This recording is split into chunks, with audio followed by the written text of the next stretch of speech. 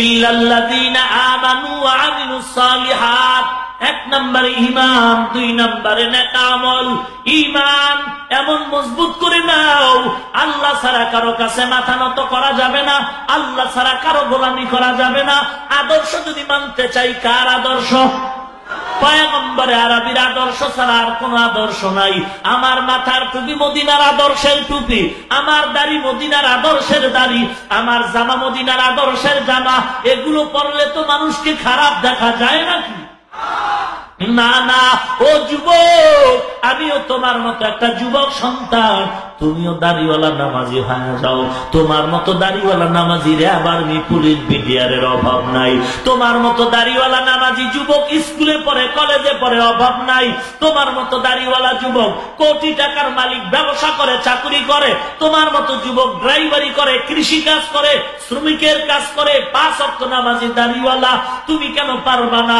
রক্তের গরমে কত আর মাস্তানি করবা? এই দুনিয়ায় কত যুবক এই জমিনে চলে গেল। ও মুসলমান নবীর উম্মত, এমন কোন দিন নাই যুবকের লাশের খবর নাই। মা বাবার সামনে সন্তানের বিদায়, সন্তানের সামনে মা বাবার বিদায় হয়ে গেল। ওই সাভারে রানা প্লাজার সামনে বৃদ্ধা একটা মহিলা লাঠি নিয়া প্রতি বছর আইসা দেওয়ালের সামনে দাঁড়ায় কাঁদে আর বলে, রে মালিক, গত বছর আমার সন্তান সকালবেলা আসছিল গার্মেন্টসে, আর বলছিল, মা গো, আমি বাজার করে নিয়ে আসবো, রান্না করবো, একত্রে খাবো। বাবাই যে বাজারের কথা শুনাইলো, আজও পর্যন্ত বাজার পাই নাই, সন্তানও পাই নাই। ওরে গাজীপুর এলাকার মুসলমান, আজকে দুনিয়াতে যতই বাহাদুরি করি, ঘুমের ঘরেও তো মরণ হয়ে যেতে পারে। বাসের তলে, পানির তলে যুবকের লাশ। এ জমিনে কত যুবক চোখের সামনে পড়ে গেল। ওরে এমন কোন দিন নাই যুবকের লাশের খবর নাই। জীবনে কত জানাজা পড়াইলাম, পড়লাম, কত কবরের মধ্যে মিনহা খালাকনাকুম ওয়া ফিহা নুঈদুকুম ওয়া মিনহা নুখরিজুকুম তারাতান উখরা। এই দোয়া পড়ে কত লাশ কবরের মধ্যে রাখলাম। এমন একদিন আসবে এই জমিনে আমারও খবর থাকবে না, আপনারও খবর থাকবে না। গত বছর আমার বাম পার্শ্বে এই আল কামাল ভাইয়ের আব্বাজান বসে বয়ান শুনছিল।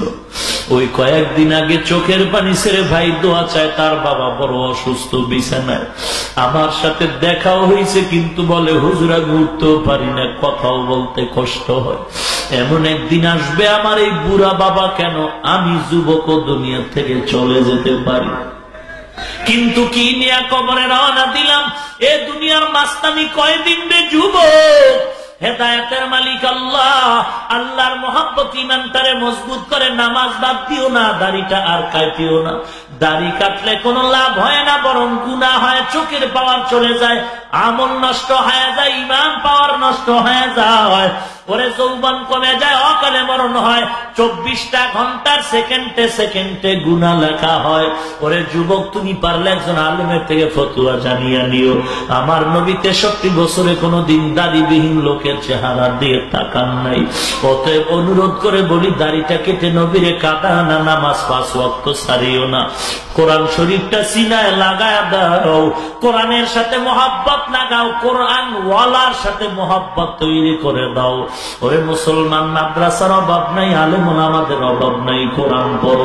ঘরের মধ্যে কোরআনওয়ালা সন্তানের মা বাবা হয়ে কবরে যাও। ওই মা বাবার জীবন ধন্য যে, মরণের পরে সন্তান জানাজার ইমাম হয়ে যাবে। ওরে আল্লাহর বান্দা যুবক, অনুরোধ করে বলি, হেদায়েতের মালিক আল্লাহ। সবার কপালে হেদায়েত আসবে না, সবাই জান্নাত পাবে না। আল্লাহ যাকে কবুল করবেন সে হেদায়েত পাবে, সে ঈমান মজবুত করে নিবে। যদি অন্তর ভালো থাকে, জীবনে নামাজ ছাড়বা না, দাড়ি কাটবা না। অন্তর যদি ভালো থাকে, মুনাফিকি যদি না থাকে, গলায় ছুরি আসবে, মরে যাব, দাড়ি কাটবো না, নামাজ ছাড়বো না। রিজিকের মালিক আল্লাহ, হায়াতের মালিক আল্লাহ, মৃত্যু দেওয়ার মালিক আল্লাহ, ইজ্জতের মালিক আল্লাহ। আজকে দাড়িওয়ালা নামাজিরা তো না খাইয়া কাঁদে না, আল্লাহ অল্প দিলেও শান্তি পায়। আমরা 5,000 টাকা ইমামতি করে 10,000 টাকা বেতন, আর তুমি সরকারি বেসরকারি চাকরি করে 20,000 পাও, টেবিলের নিচে আবার হারাম টাকা 30,000 খাও, এরপরও খোঁজো তোমার শান্তি নাই। আর ইমামের বেতন 5-10 হাজার টাকা, 6 মাস বাকি, অশান্তি বলতে কিচ্ছু নাই। শান্তি দেয়ার মালিক আল্লাহ, হালাল পথে চললে শান্তি আসবে। অতএব ইমান যদি মজবুত করার নিয়ত থাকে, তওবা করো, দাড়ি কাটবা না, নামাজ ছাড়বা না। আল্লাহর মহব্বত যদি অন্তরে থাকে, মরণের ভয় থাকে, খাঁটি নিয়তে দুটো হাত আল্লাহকে দেখায় দাও। আয় আল্লাহ, হাতগুলো কবুল করেন আল্লাহ। দাড়িওয়ালা 5 ওয়াক্ত নামাজি বানায় দেন আল্লাহ। মুসিবতে ধৈর্য ধারণের তৌফিক দান করেন আল্লাহ। ঈমান ও আমল মজবুত করেন আল্লাহ। ব্যবসা চাকরি কামাই রুজিতে বরকত দান করেন আল্লাহ। ঘরে ঘরে শান্তির বাতাস দান করেন আল্লাহ। লা ইলাহা ইল্লাল্লাহু মুহাম্মাদুর রাসূলুল্লাহ। আওয়ামী লীগ যারা করে তাদের কালেমা কি নতুন আলাদা? বিএনপি যারা করে তাদের কালেমা কি আলাদা? নাকি সকলের কালেমা একটা? আজকে এই কালেমা নিয়েও লাগছে বড় ভেজাল। এই কালেমা নিয়েও ভেজাল। গাজীপুরের পার্শ্বে শালনা এলাকায় শুনেছি কালেমা নিয়ে কিলাকিলি দম দাও। এমন কিলাকিলি, ইমাম সাহেব জুমার নামাজে খতিব সাহেব দাঁড়িয়ে যেই মিম্বরে খুতবা দেয়, জুমার দিন মাথার উপরে মসজিদের মেহরাবের উপরে পিলার লাগানো, টাইলসে লেখা আছে লা ইলাহা ইল্লাল্লাহু মুহাম্মাদুর রাসূলুল্লাহ। ডান পার্শ্বে ব্রাকেটে আল্লাহ, বাম পার্শ্বে ব্রাকেটে মুহাম্মদ। বলে কালেমা চলবে না, এ কালেমা নাকি কুফরি কালেমা, এ কালেমা চলবে না। ও মুসলমান, আমরা আর বুঝতে বাকি নাই সমস্যাটা কোথায়। বলে লা ইলাহা ইল্লাল্লাহ, সমস্যা নাই, সমস্যা মুহাম্মাদুর রাসূলুল্লাহ। বিশ্বাস করেছি তোমরা কারা? ওই দুনিয়াতে আবু জাহাল, উতবা, শাইবা, নমরুদ, হামান, ফিরআউন, কারুন, আল্লাহ একজন, ফেরাউনও মানত, বিশ্বাস করত। রাতের আধারে আল্লাহকে বলতো, মালিক তুমি আসো জানি, তবে আখেরাত চাই না, দুনিয়ার মাস্তানি চাই, দাও দাও। ফেরাউন আল্লাহরে চিন্তুনি, কথা কর না কেন মিয়া? বেঈমানেরা, ইহুদিরা, খ্রিস্টানেরাও আল্লাহ একজন বিশ্বাস করত। আবু জাহাল আল্লাহকে বিশ্বাস করত, ভেজাল ছিল মুহাম্মাদের নিয়া। ওরে মুসলমান শুনো, আজকে যারা লা ইলাহা নিয়ে কোনো ভেজাল করে না, আল্লাহ নিয়ে যাদের মধ্যে ভেজাল নাই, শুধু মুহাম্মদ নিয়ে ভেজাল করতেছ, আমাদের জানতে বাকি নাই তোমরা আজকে ওই রকম ইহুদি আবু জাহাল আর খ্রিস্টান বেঈমানদের পাক্কা দালাল।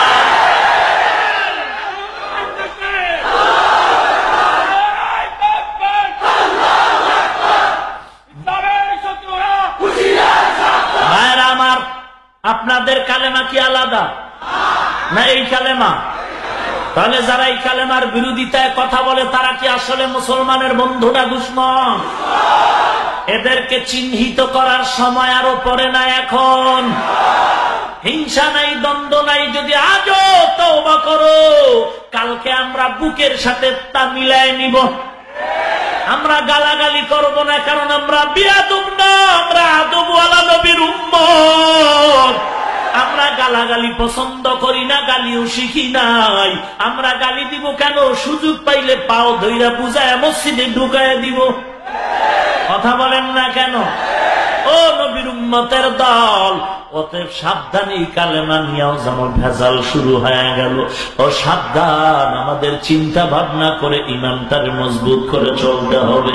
ও নবীর উম্মতের দল, আল্লাহর কালেমা আমরা জিহ্বা দিয়া স্বীকার করলাম, অন্তরে বিশ্বাস করতে হবে লা ইলাহা ইল্লাল্লাহ, আল্লাহ তাআলা ব্যতীত কোনো মাবুদ নাই। আছে কেউ? কেউ নাই, কেউ নাই, আমিও নাই, আজরাইলও নাই। কে আছেন? আল্লাহ ছাড়া কেউ নাই। লা ইলাহা ইল্লাল্লাহ মানি কে আছেন? আল্লাহর মতো আর কেউ আছেননি? আল্লাহর মতো দ্বিতীয় কোন ক্ষমতাবান আল্লাহ নাই। মুহাম্মদুর রাসূলুল্লাহর ব্যাখ্যা হলো, মুহাম্মদ আল্লাহ পাকের পাঠানো শেষ পয়গম্বর। দুই কথার মূল কথা হলো, আল্লাহর মতো দ্বিতীয় আল্লাহ নাই, আমার নবীর মতো দ্বিতীয় কোন নবী নাই। এটা দিলের মধ্যে ঢুকাও, আল্লাহ ছাড়া দ্বিতীয় কোন আল্লাহ নাই, আমার নবী ছাড়া দ্বিতীয় কোন নবী নাই। এই কথাটা অন্তরে ঢুকাইয়া কাজের মধ্যে প্রমাণ করে দাও, আল্লাহর গোলামি ছাড়া কারো গোলামি চলবে না, নবীর আদর্শ ছাড়া কারো আদর্শ মানা যাবে না। हम सुरात हम सिराते मुस्तफा दर तमामी हाले ओ कुन इत्तबा इत्तबाए सुन्नते खैरु बशर गिरे लाजिम ताबया बी ऐबसा मन अहब्बा सुन्नती कौले रसूल मजदाए काना माई हम कुन करो। গোলামি চলবে কার? আদর্শ মানব কার? এই মিয়া, গোলামি চলবে আল্লাহর, আদর্শ মানব মদিনাওয়ালার। কথা বলেন না কেন? আল্লাহর কসম, আমার নবীর আদর্শ ছাড়া ভালো আদর্শ দুনিয়াতে নাই। পৃথিবীতে একটাই আদর্শ আছে, যে আদর্শ গ্রহণ করলে মানুষ মানুষ হতে পারে। আর দুনিয়াতে নবীর আদর্শ ছাড়া যত আদর্শ আছে, এগুলো গ্রহণ করলে মানুষ মানুষ হতে পারে না, বরং মানুষের সন্তান হায়ওয়ান জানোয়ার হয়ে যায়। ভাইরা আমার, মদিনাওয়ালার নবীর আদর্শ কত সুন্দর, যে আদর্শে গালাগালি নাই, নবীর আদর্শে কোনো বরদোয়া নাই। বেঈমান দুশমন নবীর গলার মধ্যে রুমাল পেঁচায় জোরে টান দিছে, নবীর জিহ্বাটা বের হয়ে গেল, নবী গালি দেয় না। রুমালটা ছেড়ে দেওয়ার পর মায়ার নবী ওই বান্দার হাতটা ধরে মুস্কি হেসে দিয়েছে। নবীর আদর্শ কি? আর আমাদের ভিতরে কুত্তা সিংহের লড়াই, সাত বেজির লড়াই চলতেছে। এক টুপিওয়ালা আর এক টুপিওয়ালাকে কাফের বলে ফতুয়া দিচ্ছে। কিয়ামতের এক আলামত হলো, পরবর্তী মানুষেরা আগের বুজুর্গদেরকে গালাগালি করবে। এখন যারা আবু হানিফারে গালি দেয়, খাজা মঈনুদ্দিন চিশতি আজমিরিকে গালি দেয়, এরা আসলে কিয়ামতের আলামতের মধ্যকার লোক। এদের আসলে ঈমান আকীদায় ভেজাল আছে, এদের পেছনে কোনো মুরব্বী নাই। তোমার শরীরে রোগ আছে, ডাক্তারের কাছে যাইবে না? রোগ আছে, ডাক্তারের কাছে যেতে হবে। জামায় ময়লা লাগছে, সাবান লাগাতেই হবে। ওরে তোমার বিল্ডিং দরকার, টাকা দিয়ে রাজমিস্ত্রি রাখতেই হবে। মাস্তানি করে যদি বলো টাকা আছে, মিস্ত্রির কাছে মাথা নত করবো কেন? টাকা নিয়ে ঘুমাইতে পারবা, বিল্ডিং চোখে দেখবা না। তোমার অন্তরের মধ্যে গীবতের গুনাহ, গীবতের মেডিসিন নাপাক আছে। তোমার অন্তরের মধ্যে অহংকারের গুনাহ আছে। তোমার অন্তরের মধ্যে ওই হাসাদের কি ময়লা আছে। এগুলো যদি তুমি পরিষ্কার করতে চাও, একা একা সম্ভব না। এগুলোর জন্য রুহানি আল্লাহওয়ালা ডাক্তার দরকার। ভাইরা আমার, ঈমান বড় মজবুত করো। গোলামি চলবে কার? আরো জোরে বলেন। পয়গম্বর বলেন, লা তাআতা লি মাখলুকিন ফি মাসিয়াতিল খালিক। আল্লাহকে বেজার করে দুনিয়ার কারো কথা মতে চলা হারাম। কার কথায় চলবেন? আল্লাহ বলে দাড়ি লম্বা কর, ম্যাডাম বলে দাড়ি কাটো। এবার ম্যাডামের কথা মতো চলবা নাকি আল্লাহর কথায় চলবা? এটা হলো ঈমানের পরীক্ষা। দুই জিনিস নিয়ে সারা বাংলার মানুষ বড় আগুনের মধ্যে আছে। একটা হলো দাড়ি, আর একটা হলো পর্দা। পর্দা আছে, এটি ইন্স্যুরেন্স হয়ে গেছে। হ্যাঁ, পর্দা নদী হয়ে গেছে, এখন আর শরীরে পর্দা নাই, কারণ আমি টুপিওয়ালা। টিভির ব্যানারে গিয়া যদি বয়ান দেই, ম্যাডাম গো সাথে বেপর্দায় কথা বলি, আমার পর্দার বয়ানের দ্বারা মানুষের কোনো লাভ হবে না। আরে ভাই, টিভিতে গেলে সব চ্যানেল আমার জন্য ওপেন করা আছে। আমি টিভিতে ওই দিন যাব যেদিন টিভির প্যান্ডেল থাকবে আমাদের শরীয়তের অনুকূলে। কথা বলেন না কেন? এই বয়ানগুলো যদি টিভির মধ্যে দিতে পারতাম আর সবাই জানতে পারত, তাহলেই তো ফায়দা হয়ে যাইত।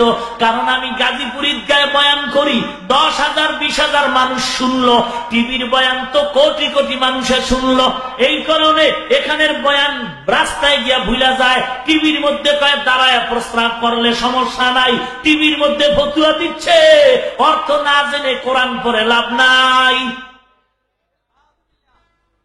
অর্থ না জেনে কোরআন পড়ে লাভ নাই। যারা বলে তারা কোরআনের দুশমন। অর্থ পড়ে অর্থ না জেনে কোরআন পড়ে লাভ নাই। না না, আমার নবী কি বলেছেন? ও নবীর উম্মতের দল, একটা অক্ষর যদি তুমি উচ্চারণ করো, সাথে সাথে 10টা নেক পাইবা। কেউ মোহাব্বতে বলল আলিফ লাম মিম, এক একটা অক্ষরে 10 নেক। আলিফের অর্থ জানেন? তার মুফতি সাহেবের জিজ্ঞান না, কে কথিত মুফতি এহুদির দালাল ভাইজান, ফতুয়া দাও, আলিফের অর্থ কি? আমি তো জানি না, আব্বাও জানে না। নবী কয় বাল আলিফুন হরফুন লামুন হরফুন মিমুন হরফুন। আলিফ লাম মিম তিনটা মিলে অক্ষর একটা না, তিনটা মিলে না, আলাদা আলাদা এক একটা অক্ষর। প্রত্যেক অক্ষর পড়লেই 10 নেক।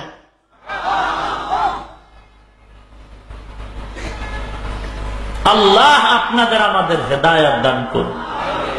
আসলে আমরা কোন মুরব্বীর পরামর্শ নিয়ে চলি না। আমি তো বড় মুরব্বী, জুমার নামাজ পড়াই, লাইনে কত মানুষ বোতল নিয়ে দাঁড়ায়, খালি দম নিবে। তাহলে আমি আর কার দমের আশায় বয়ে থাকুন? আমি তো বড় মুরব্বী, কপাল তো পুড়েছে, কপাল পুড়েছে। হেদায়েত বড় কঠিন ব্যাপার। ইরাকের জমিনে 40,000 মুরিদের পীর, 30,000 হাদিসের হাফেজ। গাজীপুর কোন এলাকায় এই ঘটনা আমি শুনাইছি না? 40,000 মুরিদের পীর, ইরাকের জমিনে 100 বছর আগের ঘটনা। 30,000 হাদিস সিনায় ঢুকানো, সনদ সহ। ও ভাই, কয়টা হাদিস জানো? কয় হাদিস জানি, বাংলা অর্থ জানি। বাংলা হাদিস তো ইমাম বুখারী লেখে নাই। ইমাম বুখারী তো আরবিতে লেখছে, তুমি আরবি পড়ো, বাংলা পড়ো কেন? নবীর যুগে না থাকলে নাকি পড়বা না? বুখারী নবীর যুগে তো ছিল না, পড়ো কেন? কি আল্লাহ হেদায়েত দান করুন। 40,000 মুরিদের পীর, 30,000 হাদিস সিনায় মুখস্থ। মুরিদ গুলোর সাইজ কেমন? জুনায়েদ বাগদাদি তার মুরিদ, জগৎ বিখ্যাত কুতুবুল আলম শায়েখ শিবলি তার মুরিদ। কে শিবলি? রাস্তা দিয়ে চলতেছেন, গাছের নিচে দাঁড়ায় গেলেন, গাছ ডাক দিয়ে কয়, শিবলি, যদি জীবনটাকে ধন্য বানাতে চাও, আমি গাছের চরিত্র তোমার মধ্যে ঢুকাও। বলে তোমার মধ্যে কি আদর্শ? গাছ ডাক দিয়ে বলে, ও শিবলি শুনো, দেখ আমার শরীরে দিয়ে তাকায় দেখ, কত মানুষ ঢিল মারে, ছুরি দিয়া চামড়া কাটে, বাড়ি দেয় লাঠি দিয়া। আমি কাউকে গালি দেই না, প্রতিবাদ জানাই না, বরং ধৈর্যের পাহাড় হইয়া ভিটামিনওয়ালা ফল উপহার দেই। আমার মধ্যে এমন আদর্শ তুমিও নাও। মানুষ গালি দিবে, হিংসা করবে, কারণ কারো ভালো কেউ দেখতে পারে না। হকের পক্ষে যখন চলবে, তখন এক শ্রেণীর ওই আলো দেখলে চোর বেজার হবে, হকের আওয়াজ পাইলে বাতিলের অন্তরে জ্বালা পড়া শুরু হয়ে যাবে। এরা কখনো সহ্য করে নিতে পারবে না। এরা বিভিন্ন সময় বিভিন্ন ছত্র ছায়ায় ইসলামের ব্যানার ব্যবহার করে। এরা নিজের পেটের ধান্দায় স্বার্থ উদ্ধারে পাগল পারা হয়ে আল্লাহওয়ালাদের বিরুদ্ধে কথা বলবে। ওদের এই প্রপাগান্ডায় ধৈর্য ধারণ করে একদিন ধ্বংস হয়ে যাবে। কারণ কোরআনের আয়াত, জাআল হাক্কু ওয়া যাহাকাল বাতিল, অন্ধকারের মধ্যে যখন আলো আসবে অন্ধকার পালায় যাবে, কোনো কিচ্ছু লাগবে না। হকের আওয়াজ যখন চলবে বাতিল পালায়ন করবে। আলহামদুলিল্লাহ আমাদের হকের আওয়াজ চলতেছে। আমরা বোমাবাজের পক্ষ করি না, আমরা বোমাবাজের বিরুদ্ধেও শালীন ভাষায় কথা বলি। আমরা ওই আব্দুর রহমান মার্কা ইহুদির দালালদের বিরুদ্ধেও শালীন ভাষায় কথা বলি। আমরা আজকে যারা হাদিস মানতে গিয়ে আবু হানিফারে গালি দেয় তাদের বিরুদ্ধেও শালীন ভাষায় কথা বলি। আমরা দুনিয়ার লাইনে সর্বলাইনে সব বাতিলের বিরুদ্ধে কথা বলি। পীরের নামে যারা ভণ্ডামি করে তাদের বিরুদ্ধেও কথা বলি। রাজনৈতিক লাইনে যারা ইসলামের ব্যানার টানায় মানুষকে ধোঁকা দেয় তাদের বিরুদ্ধে আমরা শালীন ভাষায় কথা বলি। আমরা কাউকে আপন করব, কাউকে গোপন করব এমন কথা বলি না। হতে প্রমাণ হয়ে গেল একদল আজকে আবু হানিফারে গালি দেয় মজা কইরা, তাবলীগওয়ালাদের মজা করে গালি দেয়। অথচ পীরের নামে যত ভণ্ডামি চলে, গাজার আসর চলে, বেপরদার আড্ডা চলে, এদের নামে কোনো ফতুয়া দেওয়া হয় না। আজকে রাষ্ট্র ইসলাম ধর্মের উপরে আঘাত চলতেছে। কেউ আমার নবীর বিরুদ্ধে সন্ত্রাসীর গালি দিচ্ছে, কোন বেঈমান আবার বলে নবীর দাড়ি ছাগলের দাড়ির মতো। ওই যারা আজকে আবু হানিফাকে গালি দেয় এদের জবানে তাদের বিরুদ্ধে কোনো প্রতিবাদ পাইলাম না। নিঃসন্দেহে তারা ইহুদির পাক্কা নব আবিষ্কৃত দালাল। আবু হানিফারে গালি দিলা, ইসলামের নামে যারা ধোঁকা দিচ্ছে, চরমনাইরে গালি দাও, উজানিরে গালি দাও, পীরকে গালি দিচ্ছ, পীরের নামে যারা ভণ্ডামি করে এদের ব্যাপারে রাস্তায় স্লোগান দিয়া ফতুয়া দাও না কেন, এদের ব্যাপারে কথা বলো না কেন? চামড়া তুলে ফেলবে এই ভয় পাও। চামড়া তো আমরাও তুলতে পারি, সময় লাগে না, আমরাও চামড়া তুলে ফেলতে পারি।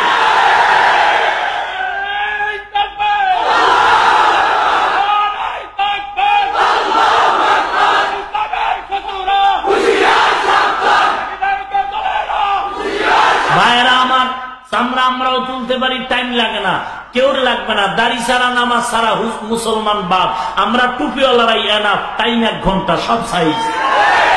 কিন্তু আমরা বেয়াদব না, আমরা উগ্রবাদী না, আমরা জঙ্গিবাদী না।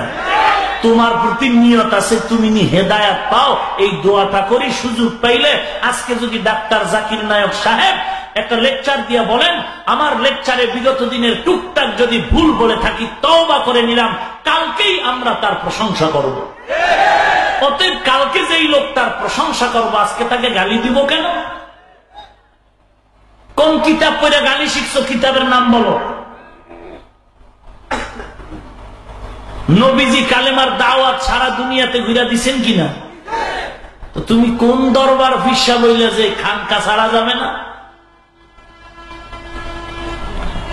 নবীজির থেকে দামি আর কেউ আছে? নবীজির নাম কি? মুহাম্মদ সাল্লাল্লাহু।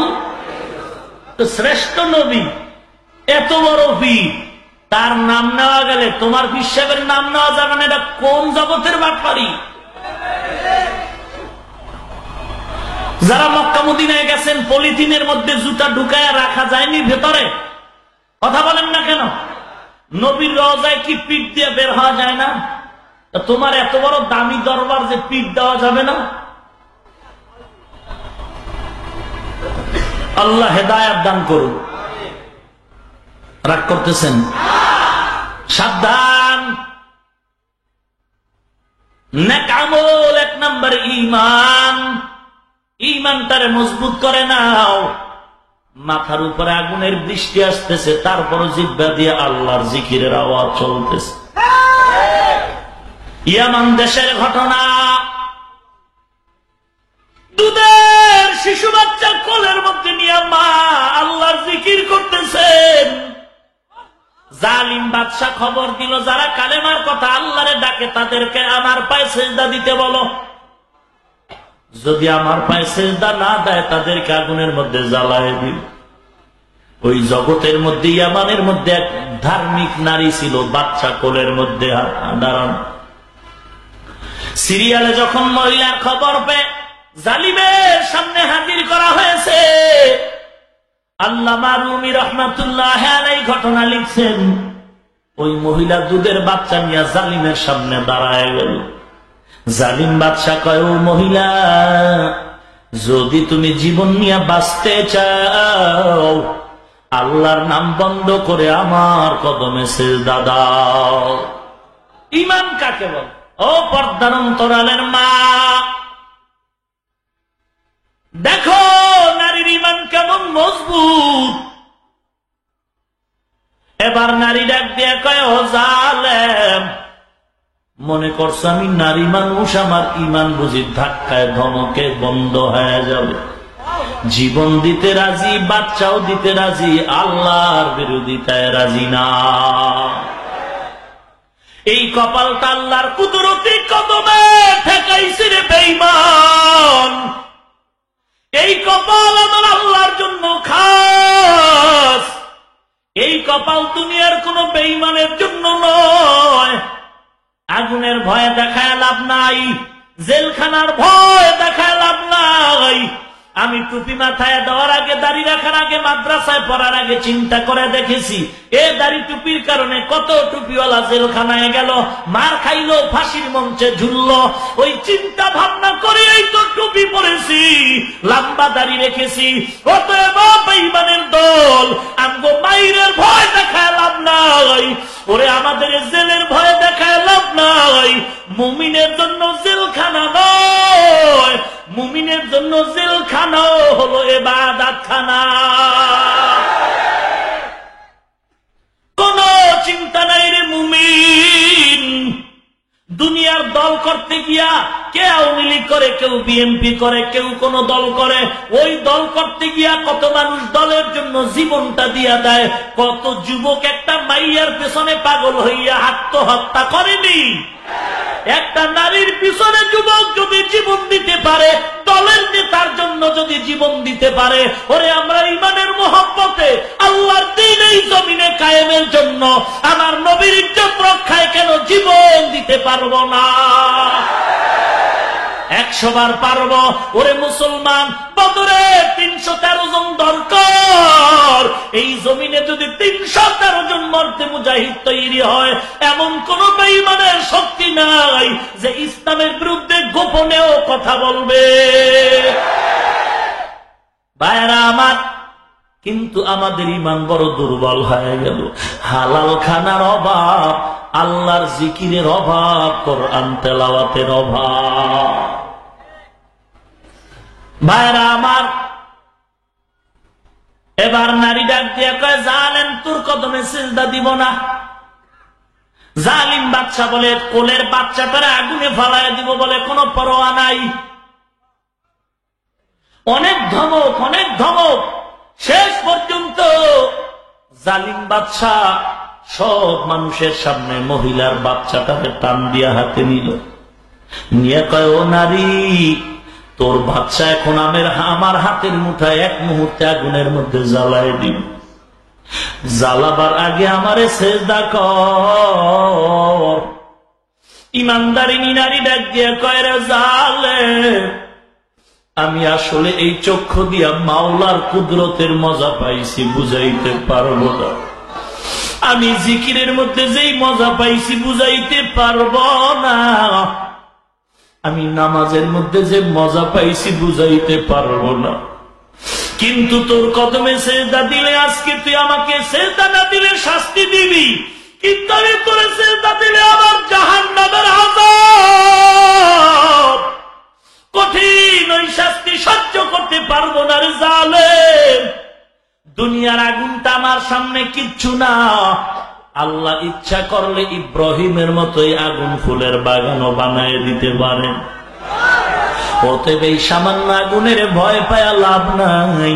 জাহান্নামের আগুনের আমি বড় ভয় পাই, কারণ জাহান্নামের আগুন এমন কঠিন, 500 বছর দূরের থেকে জাহান্নামীর কলিজা পড়ে ভুনা হয়ে যাবে। জাহান্নামের এমন কঠিন আওয়াজে হাসরের ময়দানটা থর থর থর থর করে কাঁপতে থাকবে। ওই হাসরের ময়দান সূর্যের তাপ মাথা টকবক করে মগজগুলো ফুটতে থাকবে।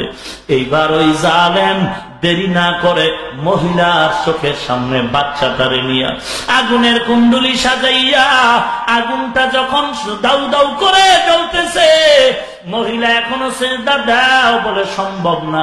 যখন ওই বাচ্চাটার আগুনের মধ্যে ফেলে দিল, আগুনের মধ্যে ফেলে দেওয়ার পর মহিলা আল্লাহর দরবারে তাকায় কাঁদে আর বলে, রে মালিক, দুনিয়ার জমিনে আমার কেউ নাই, তুমি আমার হেফাজতকারী আল্লাহ। তোমার মহব্বতের কারণে আজ আমার সন্তান আগুনের লাকড়ি হতে চলছে। আল্লাহ বলে, বান্দা খবরদার, কোনো ভয় নাই। যারা আমি আল্লাহকে ভুলবে না, আমি আল্লাহ তাদের কখনো ভুলি না। সাথে সাথে বাচ্চা আগুনের মধ্যে গিয়া, যেই বাচ্চা দুধের শিশু, কথা বলার শক্তি নাই, আগুনের মধ্যে যাওয়ার পরে বাচ্চা জবান খুলে কথা বলা শুরু করলো। হাতটা উঁচু করে মাকে ডেকে বলে, মা গো, কোনো ভয় নাই, কোনো ভয় নাই। বাচ্চা দুধের শিশু মুস্কি হেসে বলে, ও মা, তুমি কেন ভয় পাইতেছো? যদিও দেখো আগুন আসলে আগুন না, আল্লাহ ফুলের বাগান বানায় দিছে। যদিও মনে করতেছো তোমার সামনে আযাব, আসলে দুনিয়ার আযাব কিচ্ছু না। কবরের আযাব কঠিন, হাসরের ময়দানের আযাব বড় কঠিন। অতএব এই কঠিন আযাব থেকে যদি নাজাত পেতে চাও, দুনিয়ার আযাবের চিন্তা করে লাভ নাই। মৃত্যু জীবনে একবার হবে, তবে বেঈমানের কাছে মাথা নত করা যাবে না। এবার বাচ্চা বলে, মা তোমার টেনশন নাই, তুমিও আগুনের মধ্যে বিসমিল্লাহ বলে ঝাঁপ দাও। বাচ্চার কণ্ঠের আওয়াজ সবার কানে ঢুকতেছে। জালিম আশ্চর্য হয়ে গেল। আল্লাহর কুদরত, ওয়া মাকারু ওয়া মাকারাল্লাহ ওয়াল্লাহু খায়রুল মাকিরিন।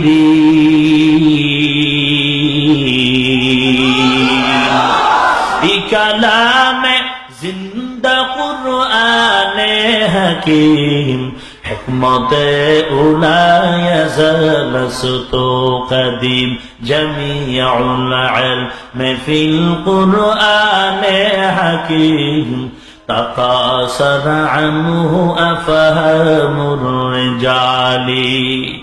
এবার মা বাচ্চার কথা শুনে মাও আগুনের মধ্যে ঝাঁপ দিল।